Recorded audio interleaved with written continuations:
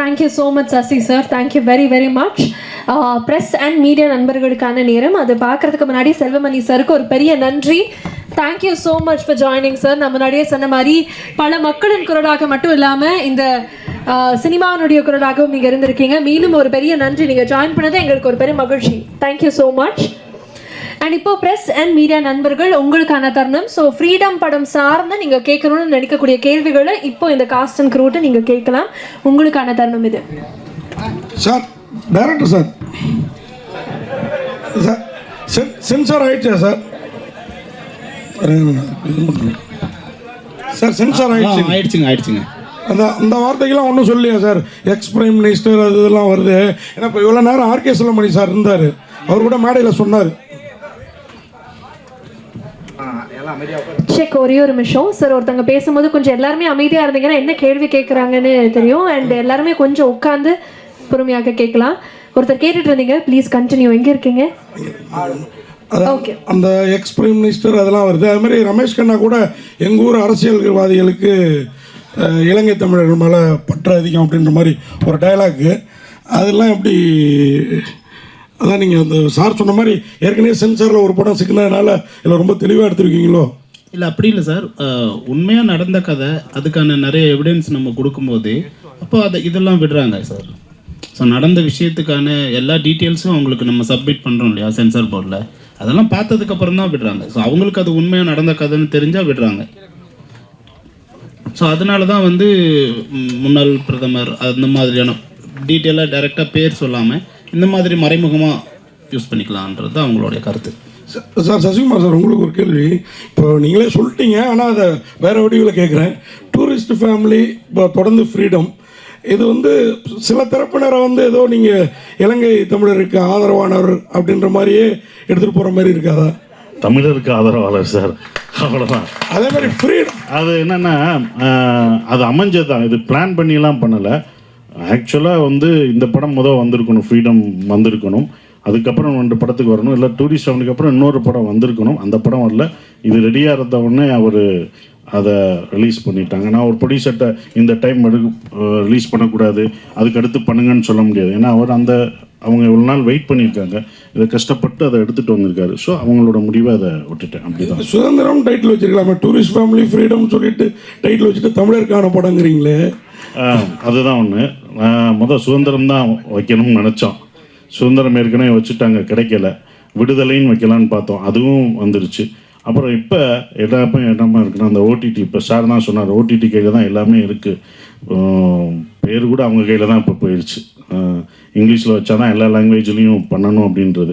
ஆனால் எனக்கு பர்சனலாக கேட்டால் தமிழில் வச்சா, ஏன்னா என்னோடய படங்களே வரிசையாக டூரிஸ்ட் ஃபேமிலி அப்படின்னு நானே கேள்வி கேட்டுருக்கேன். என்னப்பா என் படம் வரிசையாக இங்கிலீஷில் ஒரு படமாக தமிழில் வருமானு பார்க்குறேன். பகையனுக்கு அருள்வாயின்னு ஒன்று போட்டிருக்கேன், ஒன்று இருக்குது, அதுதான் தமிழில் இருக்குது. கொஞ்சம் சந்தோஷப்பட்டுக்கிறேன். அது நிஜமல் மேடம். ஒரு கேள்வி, நீங்கள் பேசுகிறப்ப எனக்கு கொஞ்சம் ஸ்ரீலங்கன் தமிழில் பேசுகிறதே கஷ்டம், அப்புறம் ஸ்ரீலங்கன் தமிழ் கஷ்டம். ஆனால் சாரோட டூரிஸ்ட் ஃபேமிலியில் ஒரு டைலாக் இருக்கும். அவர் முதல்ல மலையாளின்னு தான் காமிச்சிப்பார். ஏன்னா கொஞ்சம் ஸ்ரீலங்கன் தமிழ் மலையாள வாடையோடு இருக்கும். ஓகேங்களா? தூய தமிழாக இருக்கும், ஆனால் மலையாளம் பேசுகிற மாதிரி இருக்கும். அது நீங்கள் பார்க்கலையா? உங்களுக்கு உண்மையாகவே கஷ்டமாக இருந்ததா ஸ்ரீலங்கன் தமிழ்? எனக்கு கஷ்டமாக தான் இருந்துச்சு. ஓகே, படம் நான் பார்த்துட்டேன், பட் எனக்கு பர்சனலி பேசுகிறப்போ கஷ்டமாக தான் இருந்துச்சு. சார், இயக்குனருக்கு ஒரு கேள்வி.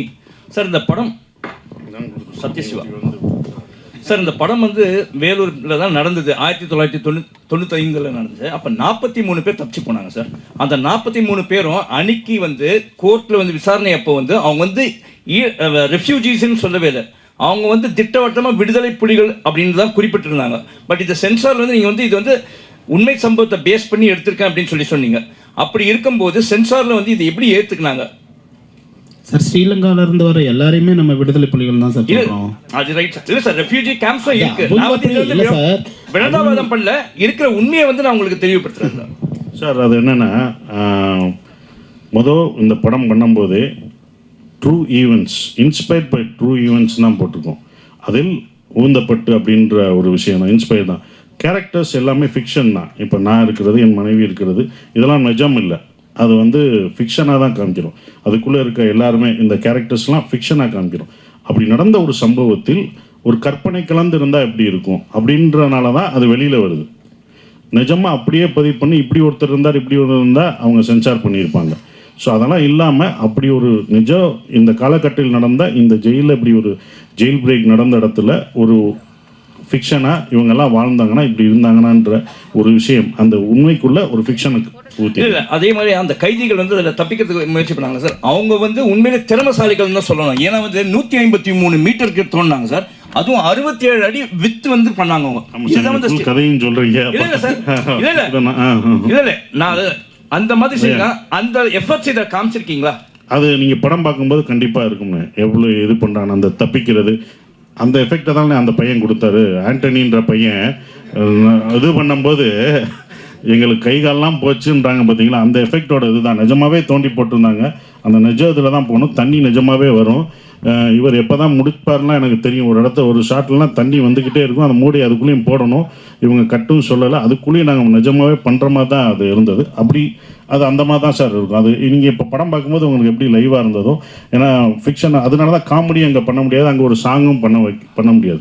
ஏன்னா ஒரு நிஜம் நடந்த ஒரு சம்பவத்தை அது ஃபிக்ஷனோட சொல்லும்போது அது பண்ணக்கூடாதுன்னு உங்களுக்கு அது தெரிஞ்சிருக்கு.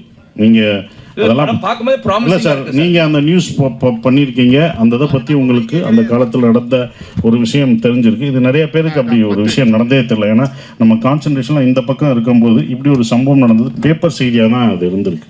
அதான் வந்திருக்கு sir. Thank you sir.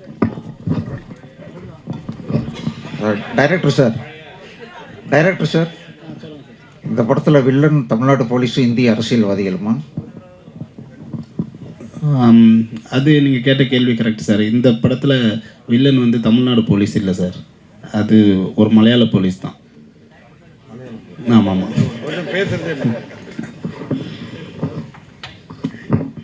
Sir. Freedom போட்டுட்டு ஆகஸ்ட் 14 ஏன் போட்டீங்க? எதற்காக சார்? அவங்க தப்பிக்கிறதுக்கு முயற்சி பண்ண நாள் அன்னைக்கு தான் சார். அன்னைக்கு முயற்சி பண்ணாங்க, நம்மளுக்கு எப்போ கிடைச்சது? என்ன சார் இது கூட உங்களுக்கு தெரியாது சார்? இப்போ என்னன்னா நாங்கள் எப்படி எடுத்துப்போம் அதை சார்? ஃப்ரீடம் சார், இந்த கதையில் அவர் ஃப்ரீடம் ஆகஸ்ட் 14 போட்டது, நமக்கெல்லாம் ஆகஸ்ட் 15 தான். அவங்க தப்பிச்சாங்க பாருங்க, அது ஆகஸ்ட் 14. அவங்களுக்கு ஃப்ரீடம் ஆகஸ்ட் 14. அதான் சார். இப்போ அதே மாதிரி சீனில் ஒன்று காட்டியிருப்பீங்க. இப்போ இருக்கிற ஆட்சி முறையை வந்து அவங்க வந்து லாஸ்ட் டைம் வந்து பண்ணும்போது ஒரு பெரிய விஷயம் ஆக்குனாங்க, சரிங்களா? அது இப்போ சொல்ல வேணாம். ஆனால் வந்து அந்த கொடியை காட்டியிருக்கீங்க. அந்த போராட்ட கொடியில் வந்து டிஎம்கே கொடி இருக்குது. இப்போ ஏதாவது பிரச்சனை பண்ணாங்கன்னா என்ன பண்ணுவீங்க? இல்லை சார், இது கொடியே இல்லை சார். அது சென்சாரில் அதெல்லாம் எதுவுமே காமிக்கல சார். அதில் கிடையாது சார். இல்லை சார், அந்த போராட்டம் ஒரு சீன் காட்டுவீங்க, அதில் இருந்து பிளாக் அண்ட் ரெட். இல்லை, அது போட்டால் அது சென்சார். அது இதில் தான் இருந்திருக்கும். மேபி இந்த யூடியூப்பில் உங்களுக்கு காமிச்ச வெர்ஷனில் தான் இருந்திருக்கும். அது வந்து எதுலேயுமே வரல. படத்துலையோ யூடியூப் சேனல்லையோ வரல. உங்களுக்கு ரெண்டு காமிச்சாங்க பார்த்தீங்களா?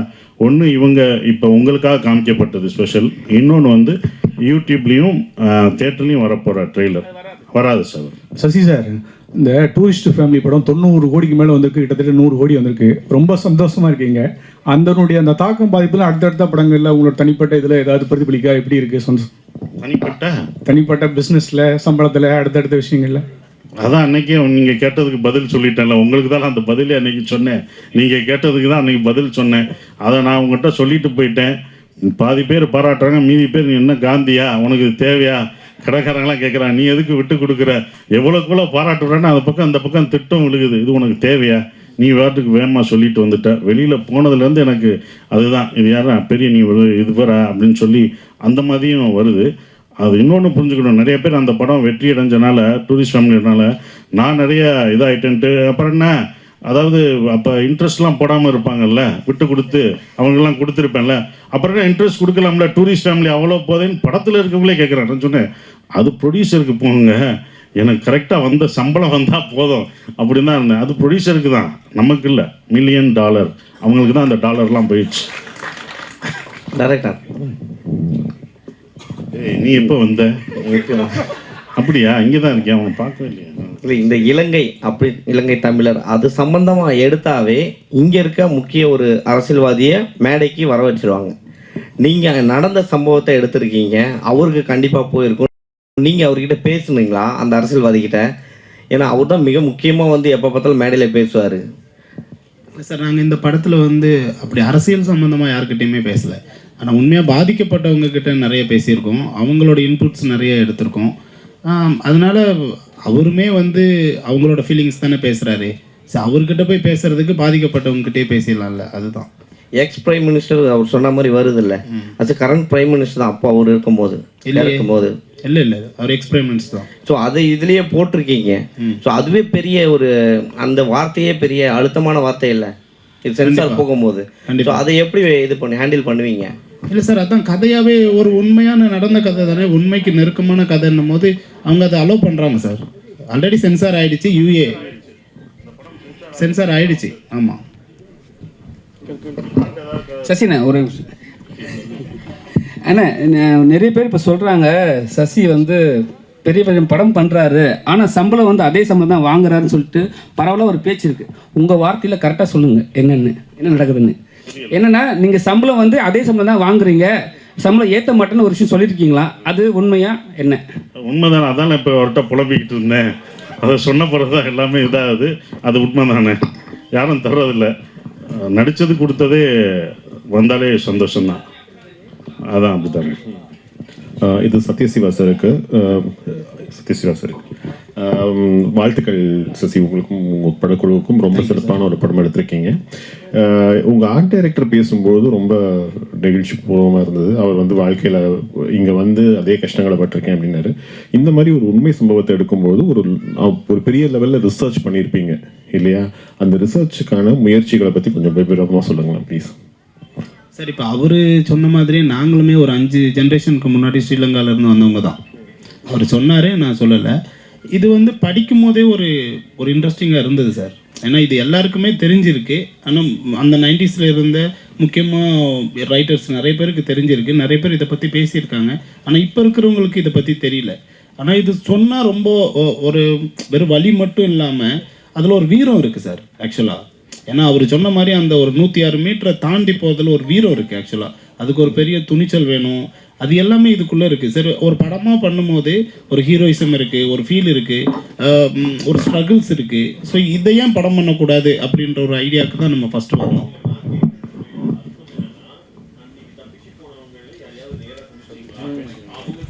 இல்லை சார், அவங்க டைரெக்டாக சந்திச்சு போனவங்க கிட்ட நம்ம பேசலை. ஆனால் சந்திச்சு போனவங்களோட உறவுகள் இருக்காங்கல்ல, அவங்கக்கிட்ட பேசணும். ஸோ அவங்க வந்து நிறைய விஷயங்கள் ஷேர் பண்ணிக்கிட்டாங்க. ஏன்னா அதில் தப்பிச்சு போனவங்க வந்து ஒரு 23 பேர் எங்கே போனாங்கன்னு தெரியல. அதில் பேலன்ஸ் இருக்கிறவங்க மட்டும்தான் அரெஸ்ட் ஆனாங்க. அரெஸ்ட் ஆனவங்க கூட அதுக்கப்புறம் வந்து அவங்க மேலே தப்பு இல்லை, வெறும் தப்பிக்க பார்த்தது மட்டும்தான் அவங்களோட எண்ணம் அப்படின்னு சொல்லி கவர்மெண்ட் அவங்கள ரிலீஸ் பண்ணிடுச்சு. ஸோ அதனால் அவங்க எங்கே இருக்காங்க அவங்களோட டீட்டெயில்ஸ் கிடைக்கல. நாங்கள் ஒரு 10 முகாமுக்கு போனோம். அந்த 10 முகாமில் பேசும்போதும் அதுக்கு கனெக்ட் ஆனவங்க இருந்தாங்க. ஸோ இந்த கேஸ் சம்மந்தமாக கனெக்ட் ஆனவங்க, அப்போ இருந்தவங்க, அப்போ இதை பார்த்துருப்பாங்க இல்லையா, அவங்க நிறைய இன்புட்ஸ் கொடுத்தாங்க. இதுதான் நாங்கள் பண்ண ரிசர்ச். நிஜமன் மேடம், நீங்கள் ஜெய்பீம் ஆகட்டும், இந்த படமாகட்டும், ஜெண்டில் உமன், காதல் என்பது படம் எல்லாமே உங்கள் வயசுக்கு மீறிய ஒரு மெச்சூர்டு ரோலாக நடிக்கிறீங்க. அது வந்து என்ன காரணம்? உங்களுக்கு வந்து ரொம்ப ஜாலியாக ஆடல் பாடல் அந்த மாதிரி இதெல்லாம் கமர்ஷியலாக நடிக்கணும்னு ஆசை இருக்கா, இல்லை இந்த மாதிரி கேரக்டராக உங்களை தேடி வருதா? எனக்கு வர்ற கேரக்டர்ஸ் அதிகமும் இப்படி தான். எனக்கு பர்ஃபார்மன்ஸ் ஓரியன்ட் கேரக்டர்ஸ் பண்ண தான் பிடிக்கும், அவ்வளோதான்.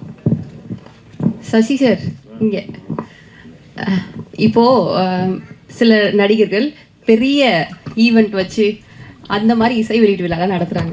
உங்களுக்கு அந்த மாதிரி ஆசை இல்லையா? Nehru stadium etcetera etcetera. கேட்கவே சந்தோஷமா இருக்கு சார். நீங்க நல்ல மனிதர், உங்களுக்குன்னு ஒரு கூட்டம் இருக்கு இல்லையா, மதுரைக்காரங்களை எத்தனாலே வந்துருவாங்க. ஸோ அதனால கேட்குறேன். வேணாம், இதுவே நல்லா தானே இருக்கு, வேற நல்லா தானே போய்கிட்டு இருக்கு, அப்புறம் எதுக்கு அதை முசிப்பி விடுற? இதுவே நல்லா இருக்கு, இது இப்படியே இருக்கிறது தான் எனக்கு பிடிச்சிருக்கு. ஸோ இது நல்லா இருக்கு. நான் இத்தனை வருஷம் அவங்கள தான்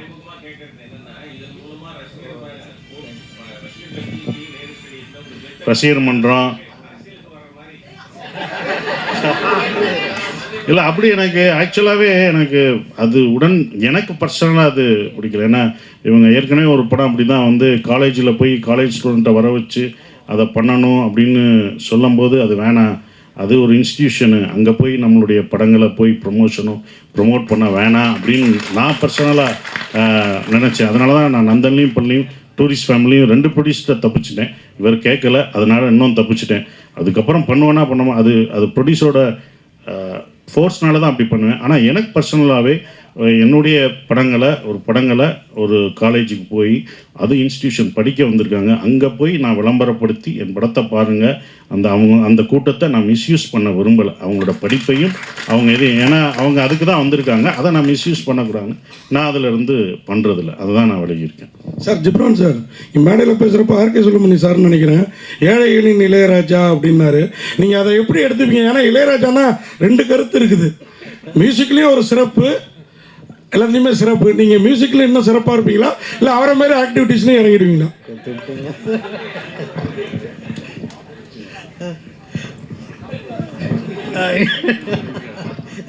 இல்லை சார், ஐயோ என்ன சொன்னாலும் மாட்டேன்னே.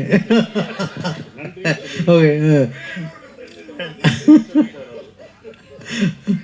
இல்லை சார், எனக்கு நான் அவர் சொன்னது அது ரொம்ப பெரிய வார்த்தை, நான் அப்படி தான் பார்க்குறேன்.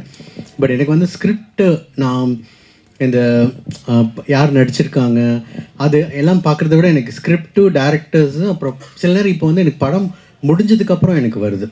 இப்போது இவங்ககிட்ட கூட சொல்லிட்டு இருந்தேன், நாகராஜ்னு டேரக்டர், இவங்க ஆக்ட் பண்ணியிருக்காங்க.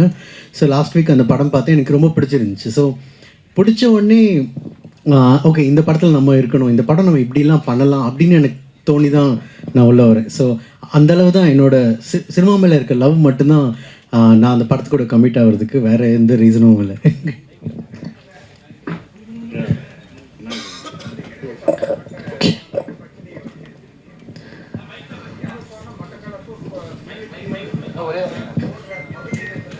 சார் ஒரே ஒரு நிமிஷம் சார், ஒரே ஒரு நிமிஷம் மைக்கு மட்டும் கொடுக்குறோம், இறுதி கேள்வியாக இருக்கட்டும்.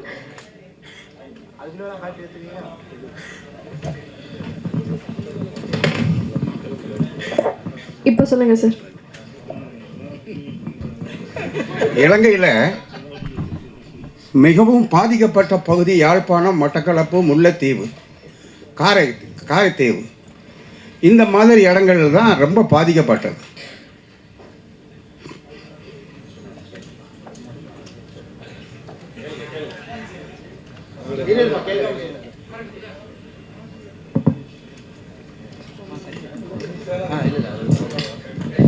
அண்ணே சொல்லுங்கண்ணே, பரவாயில்ல சொல்லுங்கள், நீங்கள் மனசில் இருக்க சொல்லுங்கள், கேளுங்கண்ணே, ஒன்றும் இல்லை. சாரிண்ணே, அதான் சாரிண்ணே சொல்லுங்கண்ணே, கேளுங்கண்ணே.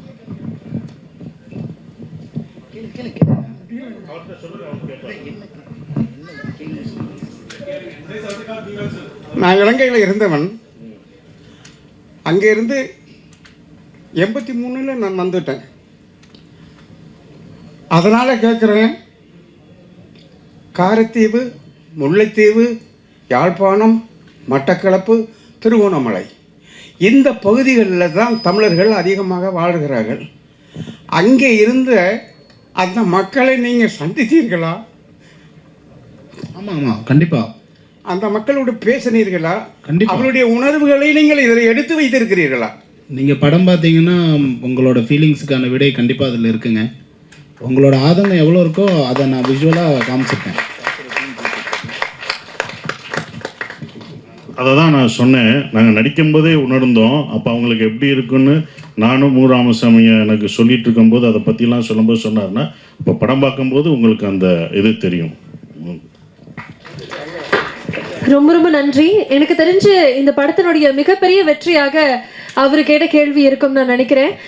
நீங்க சொன்ன மாதிரியே இந்த படத்தினுடைய வெற்றிங்கிறது அகத்திய மக்களின் மனநிலையை புரிஞ்சுக்கிட்டு அவங்களுக்கான விடை கொடுப்பது அப்படிங்கிறதா. மீண்டும் பிரஸ் அண்ட் மீடியா நண்பர்களுக்கு ஒரு பெரிய பெரிய நன்றி. Thank you so much for all the patience. இந்த படத்தை பற்றி நிறைய விஷயங்கள் நீங்க கேட்ட கேள்விகள் எல்லாம் உங்களுக்கு வந்து சேர்ந்திருக்கும் நான் நம்புறோம். அண்ட் இப்போ உங்களுக்கான தருணம், மீண்டும் நீங்க அழகான புகைப்படங்கள் அண்ட் விஷுவல்ஸ் எடுத்துடலாம்.